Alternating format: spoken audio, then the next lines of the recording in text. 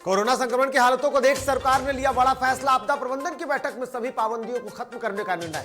Hall, mall, शिक्षण संस्थान 100% के साथ खोलेंगे। बिहार में बेरोजगारी के मुद्दे पर सियासत हुई तेज। बीजेपी प्रदेश अध्यक्ष ने 19 लाख रोजगार की समस्या पर राजद ने किया पलटवार। जेडीयू ने मांगा विशेष राज्य। देश में जारी हिजाब मामले के बीच बिहार में भी सियासत हुई तेज। दरभंगा में जमकर हुआ विरोध तो केंद्रीय मंत्री गिरिराज सिंह ने हिजाब से हिंदुत्व को बनाया मुद्दा। और बिहार में किसानों के आरोपों के बीच मंत्री लेसी सिंह ने किया दावा। बिहार ने धान अधिप्राप्ति मामले में बनाया नया रिकॉर्ड। और यूपी के सहारनपुर में केंद्रीय मंत्री पीयूष गोयल ने किया दावा, 300 से अधिक सीट पर बीजेपी की होगी जीत। सीएम योगी का सरकार सुनिश्चित। और आईपीएल में बिहार के खिलाड़ी की बड़ी बादशाहत, 15 करोड़ 25 लाख में मुंबई इंडियंस ने ईशान किशन को खरीदा। परिवार में दिखी खुशी।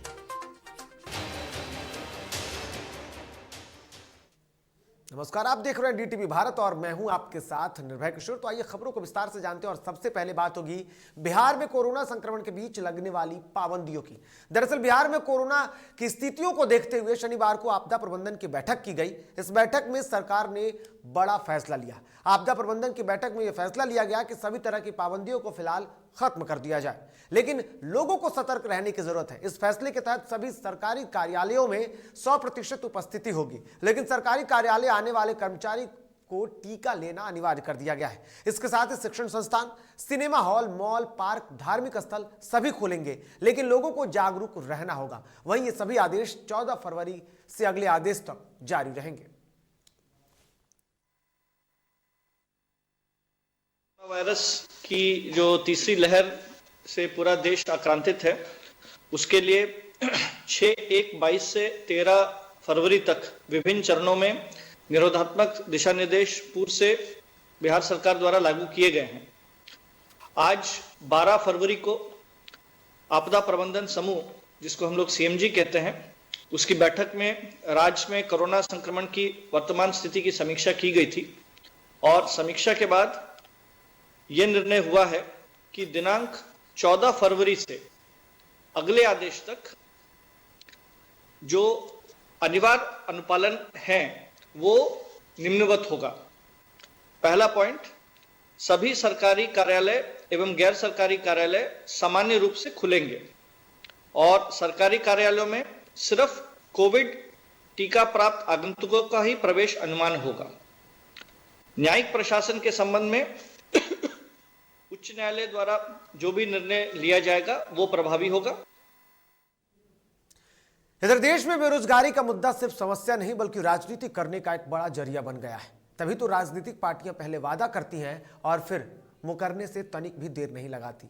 लेकिन इस बार बेरोजगारी की मार झेल रहे अभ्यर्थी भी दो करने को तैयार है और सरकार को बेरोजगारी का मुद्दा सिर्फ समस्या नहीं बल्कि राजनीति करने का एक बड़ा जरिया बन गया है। तभी तो राजनीतिक पार्टियां पहले वादा करती हैं और फिर मुकरने में भी देर नहीं करती। लेकिन इस बार बेरोजगारी की मार झेल रहे अभ्यर्थी भी दो करने को तैयार हैं और सरकार को मजबूर कर रहे हैं। दरअसल बिहार में विधानसभा चुनाव के दौरान विपक्षी पार्टियां राजद ने जब 10 लाख सरकारी नौकरी देने का भरोसा दिया तो बीजेपी जेडीयू की संगठित एनडीए ने 19 लाख रोजगार देने का भरोसा। हालांकि अपने सरकार के कार्यकाल के 1 साल पूरा होने पर बिहार सरकार के उद्योग मंत्री शाहनवाज हुसैन ने सीएम नीतीश कुमार और बीजेपी के प्रदेश अध्यक्ष को कार्यकाल में उपलब्धियों का ब्यौरा पेश किया। वहीं प्रेस वार्ता के दौरान बीजेपी के प्रदेश अध्यक्ष ने अपने ही वादों को भुलाते हुए बिहार से यूपी की तुलना कर दी और 19 लाख रोजगार देने के वादों में ही समस्या गिना दी। हिंदुस्तान में सबसे ज्यादा अगर रोजगार 5 सालों में किसी प्रदेश ने दिया है तो वह इस समय योगी आदित्यनाथ जी की सरकार है, जिसने 4.5 लाख नौकरियां सरकारी दी हैं। और यह अपने आप में एक इतिहास है कि 5 वर्षों में कोई सरकार 4.5 लाख नौकरियां दे रहा है। तो और उत्तर प्रदेश हमसे दुगुना बड़ा प्रदेश है, हमसे लगभग 4 गुना ज़्यादा उसकी आर्थिक क्षमता है। ये बिहार ही है कि बिहार में कुछ लोग घर बैठे कहते हैं कि मैं एक दस्तखत से इतनी नौकरियां दे दूंगा, लेकिन नौकरी केवल रोजगार से मिल सकता है। और शाहनवाज हुसैन साहब ने जो लगातार, मैं स्वयं देखता हूँ, एक दिन भीलवाड़ा रहते हैं कुछ लोगों के साथ, किसी दिन कलकत्ता, दिल्ली, लगातार उद्योगपतियों से मिलना। जिस प्रकार भारत सरकार एफडीआई के लिए मेहनत करती है, उसी प्रकार बिहार में भारतीयों का डायरेक्ट इन्वेस्टमेंट हो, इसके लिए शाहनवाज हुसैन साहब लगातार मेहनत कर रहे हैं और उसके नतीजे हम लोगों को देखने को मिल रहे हैं। वहीं रोजगार के मुद्दे पर सरकार को आईना दिखाते हुए राजद के वरिष्ठ नेता उदय नारायण चौधरी ने बेरोजगारी की समस्या के लिए एनडीए को जिम्मेदार बता दिया और अपनी ही पार्टी के 10 लाख सरकारी नौकरी देने वाले वादों को दोहराते नजर आए। केवल पुल और पुलिया पर खर्च कर रहे हैं, सीमेंट गिट्टी में कर रहे हैं केवल खर्च। छड़ सीमेंट का से रोजगार दूर नहीं होने वाला है। अगर बेरोजगारी दूर हो रही तो लगभग 60,000 छोटे बड़े मंझोले देश में उद्योग क्यों बंद हो गए?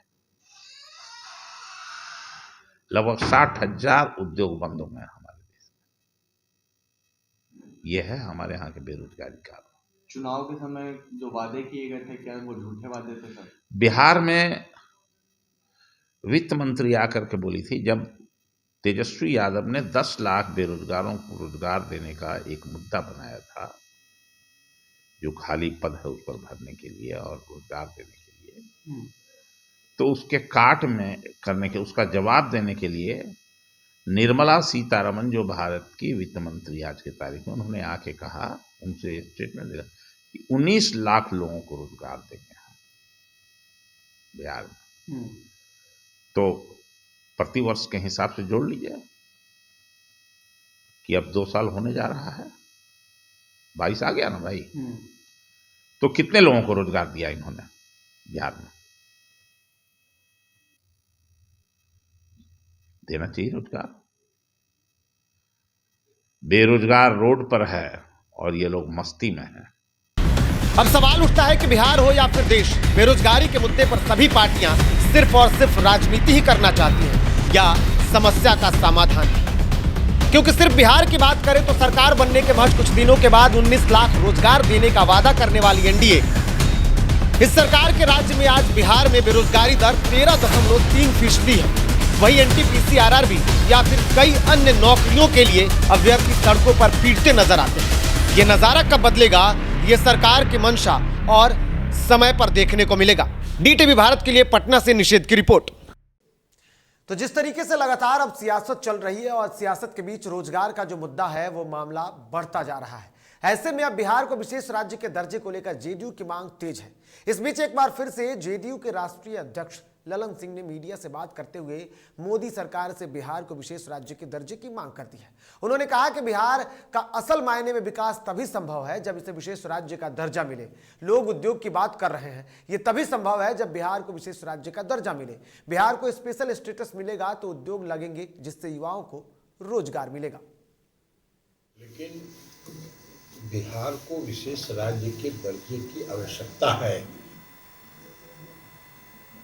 और इसकी मांग राज्य सरकार ने भी की है। बिहार सरकार के माननीय योजना एवं विकास मंत्री ने एक विस्तृत पत्र भी लिखा है। अभी हाल फिलहाल में जो नीति आयोग की रिपोर्ट आई है उसमें भी कई मापदंडों पर बिहार को पिछड़ा माना गया है। माननीय मुख्यमंत्री जी ने भी मांग रखी है और हम लोगों की ये मांग बहुत पुरानी मांग है कि बिहार को विशेष राज्य का दर्जा मिलना चाहिए। और हम लोग देश के प्रधानमंत्री से, आदरणीय प्रधानमंत्री से मांग कर रहे हैं बिहार को विशेष राज्य का दर्जा मिले। अगर बिहार को विशेष राज्य का दर्जा मिलेगा तो हम कई मामलों में तरक्की कर सकते हैं। इधर देश में जारी हिजाब मामले के बीच बिहार में भी सियासत तेज हो गई है। ऐसे में जहां बीजेपी इस मामले को हिंदुत्व से जोड़कर देख रही है, वहीं कई अन्य पार्टियां इसको लेकर विरोध प्रकट कर रही है। इसी बीच दरभंगा के सबसे व्यस्त स्थान टावर चौक पर कांग्रेस अल्पसंख्यक के बैनर तले 1 दिवसीय धरना प्रदर्शन काला पट्टा बांधकर किया गया, जिसके समर्थन में भारी संख्या में मुस्लिम और हिंदू दोनों समुदाय की महिलाओं और पुरुषों ने प्रदर्शन किया। वहीं जहां एक तरफ प्रदर्शन देखने को मिला तो दूसरी तरफ इस मामले में केंद्रीय मंत्री गिरिराज सिंह ने मोकामा के मराची गांव में एक कार्यक्रम के दौरान मीडिया से बातचीत में उन्होंने कहा कि कट्टरवाद से भारत का कानून नहीं चलने वाला है। ऐसी मानसिकता वालों की योजना कभी सफल नहीं होने देंगे। ये वो मानसिकता है जो मानसिकता गजवाए हिंद की कल्पना करता, ये कट्टरवादिता को प्रदर्शित करता, क्योंकि बिहार में तो कोई मामला नहीं था, देश के अन्य भाग में भी तो नहीं था। वो अब कल कोई कहे कि हम स्कूल के क्लास में हवन करेंगे और सरस्वती माँ की प्रार्थना करेंगे तब जाकर के क्लास शुरू होगा, कोई कहे कि हम नमाज पढ़ेंगे, तो देश कानून से चलता है। ये डरा करके, ये पाकिस्तान और अफगानिस्तान नहीं है। जिन लोगों की मानसिकता है कि हम एक बना देंगे इस्लामिक स्टेट की भूमिका में, ये भारत को मंजूर नहीं है। देश के सत्ता में बैठ गए हैं अपराधी, बलात्कारी, तो उनकी सोच वही होगी। पहले तो ये भाजपा के लोग डिसाइड करें, आरएसएस के लोग डिसाइड करें कि लड़कियों को क्या पहनना चाहिए। लड़कियां अगर जींस टॉप पर आ जाए तब आप उस पर कमेंट करते हैं, लड़कियां हिजाब पर आ जाए तब आप कमेंट करते हैं। तो ये समझना होगा, पहले उन लोगों को दिमाग का इलाज कराना चाहिए कि उन लोगों को चाहिए क्या, लड़कियां किस ड्रेस में नजर आना चाहिए, पहले उस पर वो डिसाइड करें।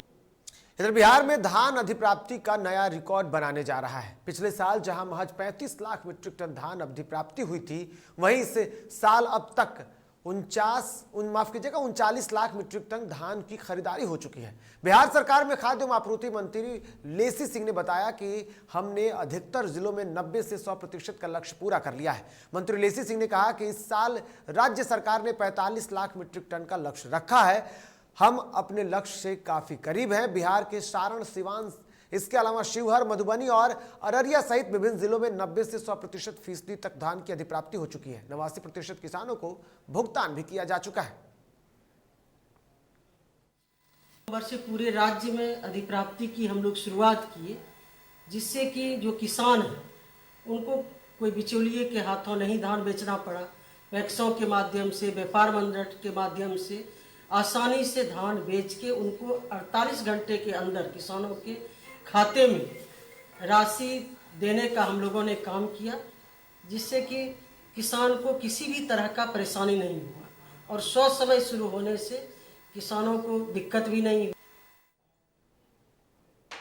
इधर राजद सुप्रीमो लालू प्रसाद यादव इन दिनों पटना में राष्ट्रीय कार्यकारिणी की बैठक के बाद अब आरजेडी ने सदस्यता अभियान की शुरुआत की है, जिसकी शुरुआत खुद आरजेडी सुप्रीमो ने शनिवार से की है। जिस पर बयान देते हुए नेता प्रतिपक्ष तेजस्वी यादव ने कहा कि हमारी पार्टी के अध्यक्ष लालू प्रसाद यादव ने सदस्यता अभियान की शुरुआत की है और शुरुआत में सबसे पहले सदस्य बिहार सरकार के पूर्व मंत्री और लालू प्रसाद यादव के काफी करीबी रमई राम रहे हैं। इसके बाद कुछ महीनों तक, यानी कि कुल 4 महीनों तक इस सदस्यता अभियान चलने वाला है। इन 4 महीनों तक चलने वाले सदस्यता अभियान में पार्टी को और मजबूत किया जाएगा। तेजस्वी यादव ने कहा कि विधानसभा चुनाव 2020 में हमारा वोट प्रतिशत सबसे ज्यादा था, तो हम करीब 1 करोड़ सदस्य बनाने का अब आगे काम करेंगे। इतना ही नहीं, तेजस्वी ने नीतीश सरकार पर भी जमकर हमला बोला।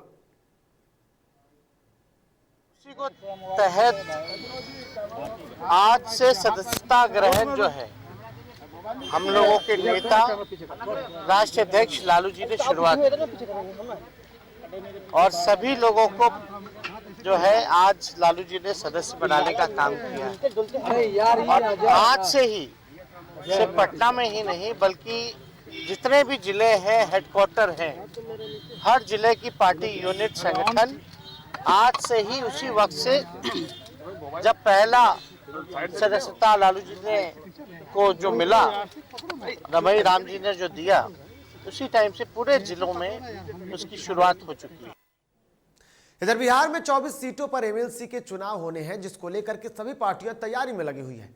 कांग्रेस बिहार प्रदेश अध्यक्ष मदन मोहन झा ने कहा कि कांग्रेस ने तैयारी पूरी कर ली है।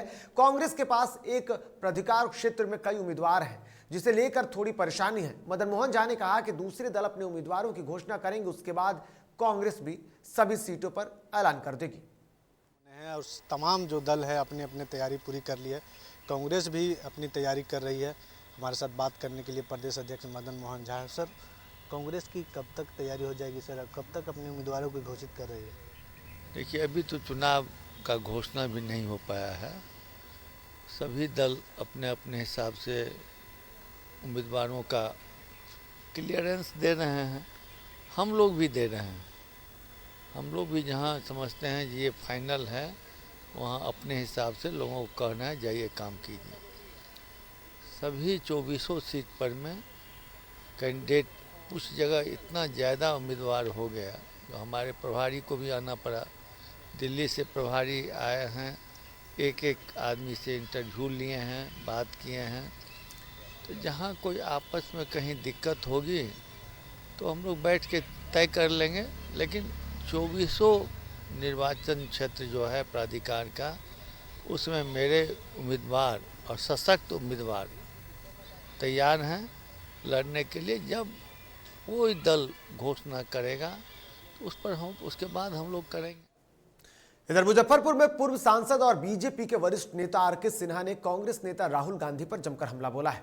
उन्होंने कहा कि राहुल गांधी खुद एक चीन के एजेंट हैं और चीन के लिए कार्य करते हैं। आपको बता दें कि मुजफ्फरपुर में आयोजित एक निजी कार्यक्रम में शरीक होने पहुंचे बीजेपी के पूर्व सांसद आरके सिन्हा बेहद आक्रामक मूड में नजर आए। उन्होंने कहा कि कांग्रेस नेता राहुल गांधी भारत के सबसे बड़े दुश्मन हैं। पूर्व सांसद ने कहा कि राहुल गांधी के राजीव गांधी फाउंडेशन में चीन का पैसा ही नहीं लगा हुआ है, बल्कि भारत के पैसे को चीन भी भेजा जा रहा है। गांधी चाइना के एजेंट हैं। राहुल गांधी के पिता राजीव गांधी फाउंडेशन में चाइना फंडिंग करता है। उसका पूरा दस्तावेज है, उसका पूरा प्रमाण है। वो पैसा लेते हैं उनसे, चाइना से। इधर विद्युत उपभोक्ता महासंघ ने दानापुर में तकियापर में प्रीपेड स्मार्ट मीटर लगाने के खिलाफ संघ के मुख्य संरक्षक रामभजन सिंह यादव के नेतृत्व में धरना प्रदर्शन किया। इस धरना प्रदर्शन में महिलाएं भी बैनर और पोस्टर लेकर प्रीपेड और स्मार्ट मीटर का विरोध करते हुए दिखी। इस मौके पर धरना प्रदर्शन कर रहे लोगों ने बिहार सरकार और बिजली विभाग के खिलाफ जमकर नारेबाजी की। मुख्य संरक्षक रामभजन सिंह यादव ने कहा कि बिजली विभाग जबरदस्ती लोगों के घरों में प्रीपेड मीटर लगा रही है। जो लोग इसका विरोध कर रहे हैं उन पर झूठा मुकदमा भी किया जा रहा है।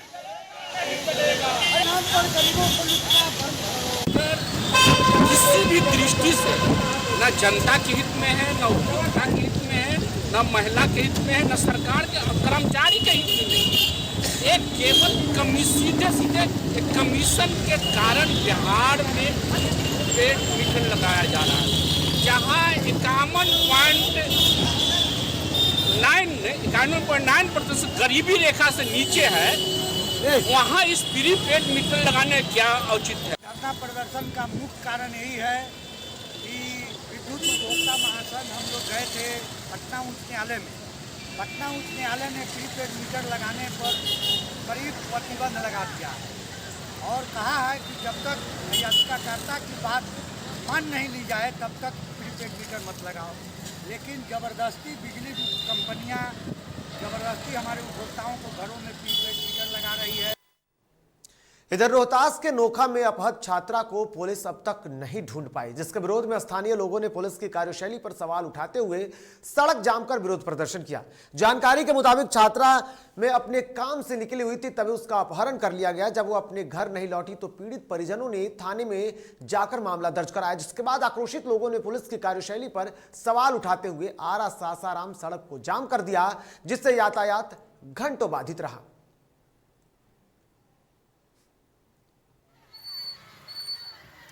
कॉलेज में कागज पत्र का जरूरत था ऑनलाइन करने के लिए छात्रवृत्ति। 10:30 बजे करीब 10 बजे वहाँ से अपहरण कर लिया गया। इसके बाद में सर हम थाना पर केस से FIR दर्ज किए, फिर 11-12 बजे थाना पर दर्ज किए। दोबारा में थाना ने बुला करके हमको बार बार फोन पे टचर करके बुला करके और कानून को उस लिखवा दिया, दूसरा आवेदन लिखवा दिया सर, है ना, शादी प्रसंग वाला लिखवा, हाँ शादी प्रसंग वाला लिखवा दिया, है ना। ये संदेह हो रहा है कि थाना पैसा ले करके ऐसा कर दिया। इधर गोपालगंज जिले के बैकुंठपुर थाने के पकड़ी मोड़ स्थित CSP संचालक की गोली मारकर हत्या मामले में नाराज CSP संचालकों ने राजापट्टी कोठी बाजार स्थित सिंह चौक को जाम किया। इस दौरान परिजनों ने 15 लाख मुआवजा की मांग की। वहीं जाम की सूचना मिलने के बाद कई थानों के पुलिस ने मौके पर पहुंचकर जाम को हटवाया।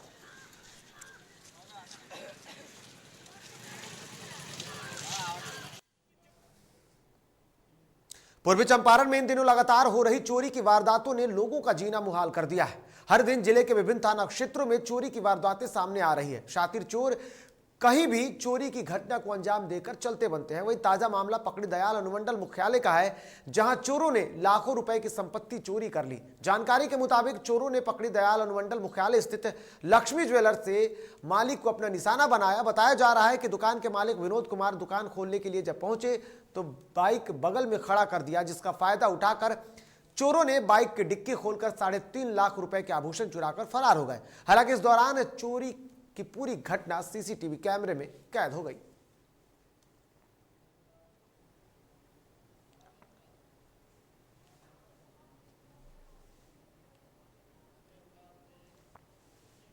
इधर बगहा के रामनगर थाना क्षेत्र में वार्ड सचिव की चुनाव होने के बीच दो गुटों में आपस में लड़ाई हुई।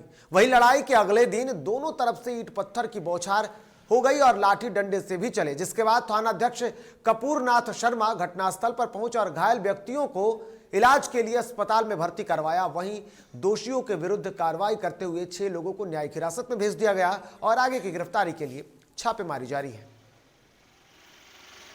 रामनगर में मठिया का कुछ जख्मी मरीज इंज्योर्ड हालत में हमारे हॉस्पिटल पीएससी में पहुंचा है लोग, जिनका प्राथमिक उपचार चल रहा है। ऐसी अभी कोई इस तरह की घटनाएं नहीं हैं।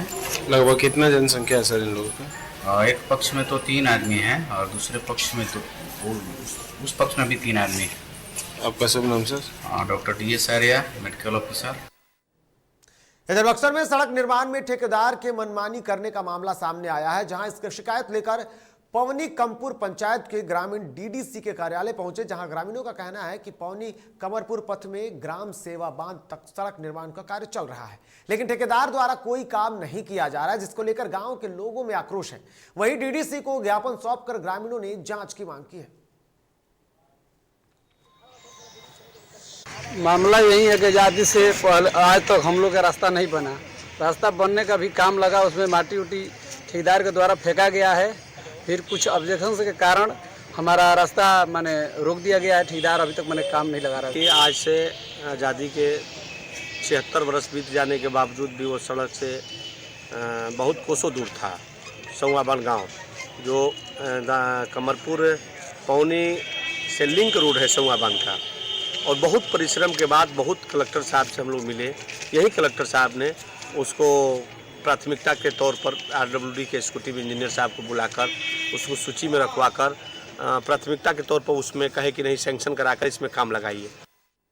इधर बक्सर जिले में खेती के समय में बढ़ते भूमि विवाद के मामले से जहां एक और अधिकारी परेशान है, तो वहीं पूर्व के जमीनी विवाद मामलों का निपटारा करना प्रशासन के लिए भी चुनौती बन गई है, जिसे देखते हुए CO सुनील कुमार वर्मा ने थाना परिसर में शनिवार को भूमि संबंधी मामलों का निष्पादन के लिए जनता दरबार लगाया, जिसमें जमीन से जुड़े 5 मामले सामने आए, जिसका संज्ञान लेते हुए CO सुनील कुमार वर्मा ने दोनों पक्षों के कागजात की जांच की और अगले शनिवार के लिए समय निर्धारित किया है। आपको बता दें कि सरकार के आदेशानुसार प्रत्येक शनिवार को थाना परिसर में CO एवं थानाध्यक्ष की मौजूदगी में जनता दरबार का आयोजन किया जाना है, जिसके तहत शनिवार को दोबारा से जनता दरबार लगाया जाएगा और उसमें इस मामले का निष्पादन किया जा सकता है।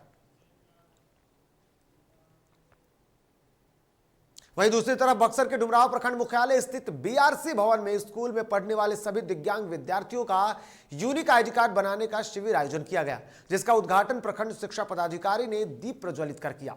इस कैंप में 18 साल तक के दिव्यांगों का यूनिक ID कार्ड बनाया गया। BRC के चिकित्सक डॉक्टर प्रमोद कुमार सिंह और दिव्यांग शिक्षिका ज्योति सिन्हा ने संयुक्त रूप से बताया कि डुमराव प्रखंड क्षेत्र के स्कूल में नामांकित बच्चों का यूनिक ID इस कैंप में बनाया गया। अभी तक इससे पहले दिव्यांग छात्रों को दिव्यांगता प्रमाण पत्र दिया जाता था, जिसकी वैधता 5 साल की होती थी। इसके बाद फिर से प्रमाण पत्र बनाना पड़ता था, जिसके कारण दिव्यांगों को काफी परेशानियों का सामना करना पड़ता था।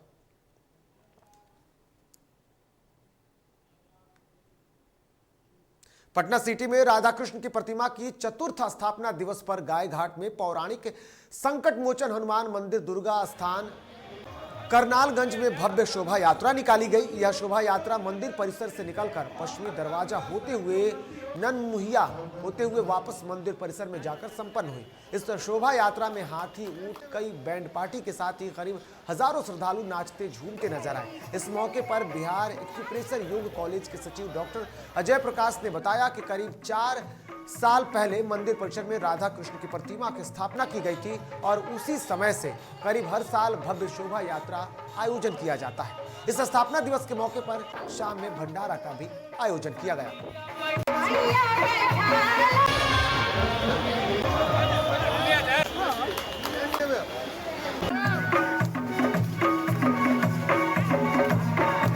ये करनालगंज गायघाट में अवस्थित पौराणिक हनुमान मंदिर देवी स्थान, इसके तहत कृष्ण राधा की स्थापना, प्रतिमा की स्थापना विगत 4 वर्ष पहले हुआ और शोभा यात्रा का स्थापना दिवस के अवसर पर कार्यक्रम प्रारंभ हुआ और विगत 4 वर्षों से यह शोभा यात्रा आयोजित होते रहती है।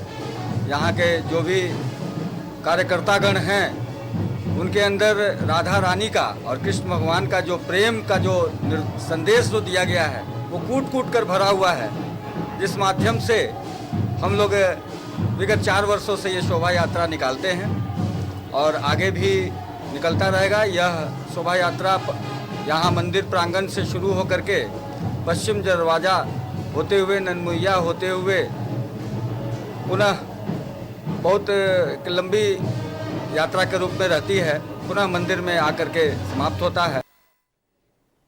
अब खबर यूपी की। सहारनपुर नगर विधानसभा सीट से बीजेपी प्रत्याशी राजीव गुंबर के समर्थन में शनिवार को केंद्रीय मंत्री पीयूष गोयल और बागपत के सांसद डॉक्टर सत्यपाल सिंह ने महानगर के बाजारों में जनसंपर्क किया, जहां उनका अनेक स्थानों पर जोरदार स्वागत किया गया। केंद्रीय मंत्री ने कहा कि योगी आदित्यनाथ के नेतृत्व में बीजेपी सरकार ने प्रदेश को विकास की नई ऊंचाइयों तक पहुंचाया है। सबका साथ सबका विकास बीजेपी का मूल मंत्र है और इसी को आगे लेकर भाजपा अपने कार्यों की बदौलत जनता के बीच आई है। इस दौरान उन्होंने यूपी चुनाव में बीजेपी के 300 से ज्यादा सीट जीतने का दावा कर कांग्रेस और सपा पर भी हमला बोला।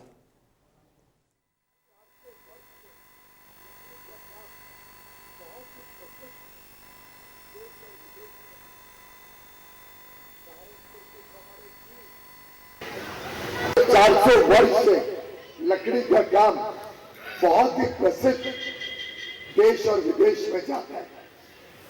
सहारनपुर के तो हमारे वीर जयदेव कपूर, शिव शर्मा जी, डॉक्टर गया प्रसाद, भगत सिंह से प्रेरणा लेके, शहीद भगत सिंह से प्रेरणा लेके जिस प्रकार से उन्होंने देश के आजादी के लिए अपने जीवन को पूरी तरीके से संकल्पित कर दिया, यहाँ तक कि उनके काम। और बातें अब खेल की कर लेते हैं। दरअसल 2022 के आईपीएल के लिए अब ईशान किशन को लेकर के काफी चर्चाएं तेज हो गई है। दरअसल ईशान किशन ने पहली बार एक नया रिकॉर्ड अपने नाम कर लिया है। आपको बता दूं कि इंडियन प्रीमियर लीग 2022 के मेगा ऑक्शन के पहले दिन ईशान किशन को मुंबई इंडियंस ने 15 करोड़ 25 लाख रुपए में खरीदा है। इस तरीके से वह इस मेगा ऑक्शन के अभी तक के सबसे महंगे खिलाड़ी बन गए हैं। आईपीएल ऑक्शन 2022 में उन्होंने श्रेयस अय्यर को पीछे छोड़ दिया है, जिन्हें कोलकाता नाइट राइडर ने 12 करोड़ 25 लाख रुपए में खरीदा था। ईशान किशन इस तरह से आईपीएल ऑक्शन के इतिहास के दूसरे सबसे महंगे खिलाड़ी बन गए। आईपीएल ऑक्शन के इतिहास में सबसे महंगे खिलाड़ी अभी भी युवराज सिंह बने हुए हैं, जिन्हें 2015 में दिल्ली कैपिटल ने 16 करोड़ रुपए में खरीदा था। तो खबरों के सफर में फिलहाल इतना ही। ताजा तरीन खबरों के लिए आप देखते रहिए DTV भारत। फिलहाल मुझे और मेरी सहयोगी टीम को दीजिए इजाजत। नमस्कार।